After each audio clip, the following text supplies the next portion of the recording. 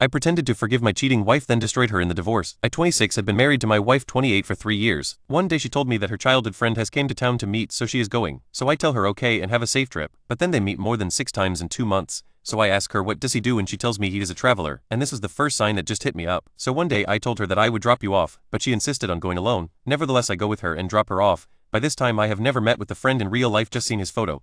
So when I met him and shake his hand, and I just got this really bad feeling. So I decided to follow them, and you can guess this already. I saw them kissing, then I just left. When I got to home I was more sad than angry, because if she wanted to cheat, she could have just broken up with me first, then go indulge with her friend. I started remembering everything from the last 2 months, like whenever she was affectionate to me, it all just felt like a huge lie. So when she comes home I confronted her. First she denies, but after 30 minutes into the argument she accepted. I didn't show any sadness or any angry behavior, because I always used to think that when the cheater sees your reaction, that's when they truly feel satisfied, and I could not give her that satisfaction. I moved out of house for a week, but comes back after her repeated requests, and forgive her on the condition that I will also sleep with a person and I will not tell you when, and she reluctantly accepted. But here is a twist, I had never forgiven her. For the last 2 years she was always living in the anticipation that I will cheat her, but I was busy transferring all my assets to my parents and money to my little sister. It's unfortunate that it takes 2 years without her noticing, but nevertheless I done all that and also quit my job and finally asked for divorce. When we had the meeting with the lawyer she asked me for the reason, and I tell her you cheated on me, then she tell me that I also cheated on her due to that forgiveness condition. But here's a fact, I actually never cheated, because I have made up my mind about all this when I moved out for a week when she first cheated. When I tell her this, she had the same face as me when I discovered her cheating. Now I am divorced,